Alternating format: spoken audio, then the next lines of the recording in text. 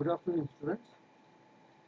So now we'll be starting off with another topic, that is how we can pass arguments to this functions or maybe a sub procedure also.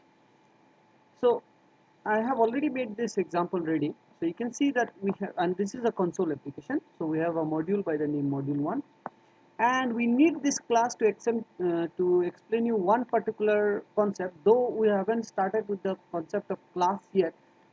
Just to tell you that let's take it granted right now, just to understand this off parameter. That's why I created this class. So here is a class by the name student, and it has got three variables or three members, that is na as a string, roll number as an integer, and marks as double. So just this one, it does not have any method. So if you are not familiar with this class concept, don't worry, I'll take a class on that also later on. But right now just consider that there is a class by the name student. Now here are some of the important sub procedures. So this is where all the arguments will be passed. So here I have named the sub procedure called call by reference. Right? So this is the name of the, you can give any name, but when you're passing the argument over here, so you can see the word by ref is being used over here. That means anything, this argument no, which is of type integer, is passed to this method call by reference in by reference, means it will be called by reference. Now you'll see as the example as we run it, what happens when we see. Basically what is happening here is that this no is being supplied by the calling function. So there it will call this no, then we'll add 10 to that no. So everything will happen to, means no, maybe if in this example you will see that I am sending no, let's say in this example, so we will be seeing to it. Okay, I'll do that one. Okay, now I'll come back to this one. So there is another one that is called call by value, right? In call by value, same thing is happening, but we are using this by value, right? So, and similarly, we have another sub procedure that is called param argument. I will explain you this also eventually. Okay, and finally, we have another one that is called option arguments and this off argument. So there are all these different sub procedures which are taking different types of arguments. So there are four basic types of arguments. One is the by reference, one is by value, one is the param array, and another is your optional. Now optional, you can see that the word optional comes in the end. I will explain you that also as we proceed with this example. And of course this one, that is the off argument, so there is off, right? So let's see, here is an example. So here we have taken a variable arg, which is of type integer, and now this arg is having a value 100. You can see that. So here we have got two right line method. One is just printing the value. So the argument before calling the sub procedure is arg. So what is arg right now? It is 100. So it will print 100 in the screen, right?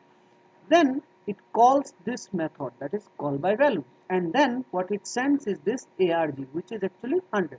So it goes to this call by value method. So no will have now 100. So 100, so no is 100. So 100 plus 10 is it becomes 110. But what does it mean by call by value? Call by value means what? We are supplying the original value, that is arg, which is giving it 100, and then no is changed to 10. But in a call by value, it won't affect my original value. The original value is arg. So that means arg was 100. After I call that call by value, when you print the argument after calling the sub procedure, it will print again arg, which will be again back to 100. So let me show you. Let me comment this one first. All right. So don't bother about the green these statements over here. They are commented as if they don't exist right now. All right. So let me run. So as I run, you can see that the values are, so the argument before calling the sub procedure is 100, and the argument after calling the sub procedure is 100. Even though the method call by value changed the value to 10, it did not affect my original. Now this is where the call by reference comes into play, where you will do the same thing. All right. So let me comment this one and comment this one, and let me comment this one. So now same thing is happening, 100 arg value. So before calling it will print 100, but Now we are calling this call by reference and we are sending this ARG. Now this ARG, it will take it to be like here, this NO will be 100. So 100 plus 10 is 110. So who has changed? It is NO which has changed from 100 to 110. Nothing happened to that ARGC, right? But because this is a call by reference method, so what will happen? Because we use the word by ref over here, so the original value which was 100 will now change to 110, which was not happening in call by value. So let's again run this one. So let's see. As I run it, so there you see the argument before calling the sub procedure was 100, but in the sub procedure NO was NO plus 10, but that affected my original value, that is the ARG, and that's why it is printing 110. So as you can see in both the cases, um, we are actually printing the value of ARG, but before calling it was 100, after calling it became 110. Now, sometimes what happens, like in this examples, you saw that we are sending only one argument. If you want to send more than one argument, just give a comma, all right, and then you can, actually, if you do not mention anything, like if I give A as argument, A as integer, let's say, so what will happen now? It has got two arguments. One is NO, another is A. Both are of type integer but of different size, right? Now you see that the error will come up over here because this was expecting two arguments. So since we are sending one, so that's an error, right? Now that means what? When a method requires two arguments, then we are bound to send two arguments. Right now it is taking one argument, that's why it's an argument.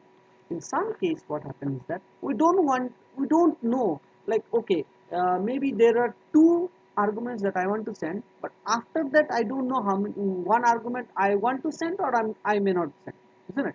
So in that kind of scenario, we use something called optional parameter. So here is an example of an optional parameter. So you see, A as integer, we did not mention by val or by ref. That means it is by default, it will be by value. Alright. So A as integer, B as integer. Okay. Now notice C is an optional and D is also optional. Alright. Now this is one thing about optional parameters. If you are putting an optional parameter in your method, it has to be the last argument. That is the, like here you can see, you cannot put this optional word in between, right? So that's not allowed. It has to be the last argument. You can have as many optional arguments, but all of them has to be at the end of the argument list. And all the optional arguments must have 0, means not 0, means it has to be initialized. So it may be 100, so of course I want my integer variable to be initialized to 0. So if you do not initialize it, then again it's an error, right? So now you see here it is saying when this method will be called, it will be printing this value, that is console.writeLine. It will print the first argument A, then it will print the value of B, and then it will print the value of C. Now let me print, because there is another argument also, so let me print the last argument also here. Okay, so the fourth argument, so fourth argument is, so this will print B, right? So now let's see how we call this method. Okay, so mistake, so I have mistake, and you must have n sub. Okay, so now let's see. I will uncomment this one, right? And this is also not required right now, so I'll uncomment and I'll open this one. All right. Now you see, I'm calling this option argument. How many values am I sending? 12, 4, 133 and 34. Why 4 arguments? Because this particular method is taking 4. A, B, C, D is option, but we are sending them. That means when I run this, you notice what was the value? 12, 4, 133 and 34, right? So let me run this and you see that 12, 4, 133 and 34. So it took all the 4 arguments that I sent. Next, sometimes, as I said, I may send only 3 arguments. So that means this particular method at a point of time it was taking 4 arguments, but now I am sending 3.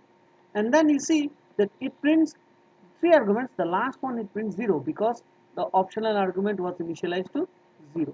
Similarly, I can at one time send only 2 arguments also. That means 2 are optional, right? So that's why those 2 I didn't. So you can see that both of them became 0. These 2 are taken. Now I cannot send 1 here. Why? Because these two arguments are not optional. A and B is not optional. That means you are bound to send those two arguments. Whereas C and D is optional. So you can send or you cannot. So that is what is meant by optional argument.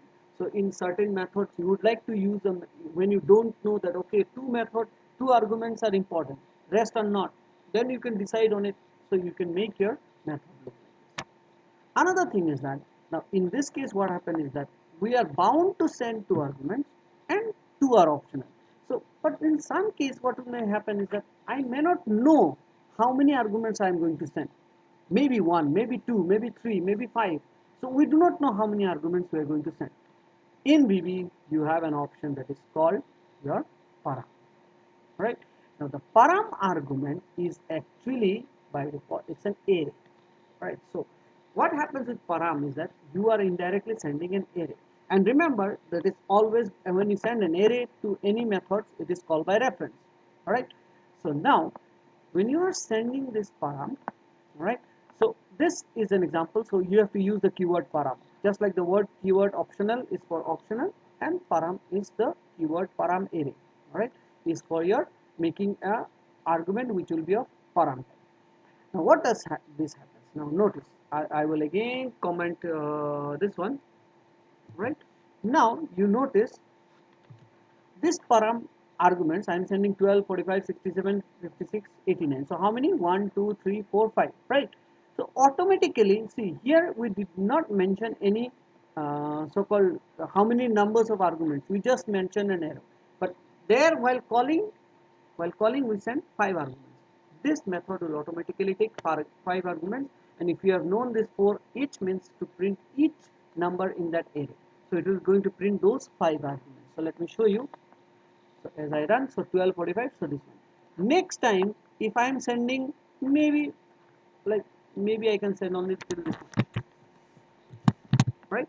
So if I want to send only 3 arguments, still that is allowed, right? So here there is no option. Sorry, it's been called twice. That's why it is this one.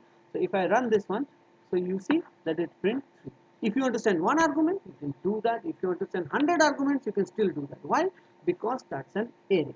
So when you declare your argument as param, you are not bounded by how many variables you have to send or how many arguments you have to send. You can send as many number of arguments. And the final one, just to this is hardly we use it, but in certain scenario you might use, is called an off. Now when you use the off parameter, actually the off parameter is used to send the structure of a class, of a structure itself, of an interface.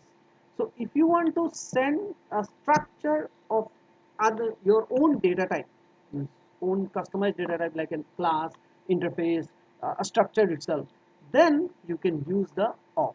So right now you can see that I have declared a class, right, whose name is student. Now you notice in this off I am sending st of type that student, right? So that means this st is a representative of the student. But remember one thing very clearly, this student, this st is not an object of student. Okay, so if you have the concept of class, you will understand what is an object. When I send an object to a method, actually I am sending the data that is there inside the method, all the data, for example name and all. Here you are not doing that. Here you are sending the structure of the class. That means this st is going to represent the name, NA, roll number, marks, as many variables declared or methods. So it's that's how what it is doing. So now you can see this student one is of type st, and then while initializing we are using this student one equals to new student. Okay, that means this student one will represent the student. So student one dot NA means the name, roll number, this one, and then finally the important thing here is that how do we call it? So to call this one, notice how we call it. We are calling that off argument, but you are sending no object. We are sending the entire class. Can you see that? So when you send the entire class, as I run it, you see that it will call this A12 and this one because those are the values of this name, roll number, and so that's how you can send by using an off statement. So these are the four basic types or four types of arguments that you can send in a method. Whether it can be like I have used the example of a sub procedure. If you want to use function, I have already taught functions in the first lecture in that video lecture, so you must have seen it over there. So you can do the same thing with function, but you have known the difference between a function and a sub procedure. A function must return a value. Because I am not returning anything, that's why I have used the sub procedure. But whatever I have taught you just now, all these four arguments, you can use it in functions also. So thank you, and if you have any questions, please do ask. Okay, and with this I will end up this class. So thank you.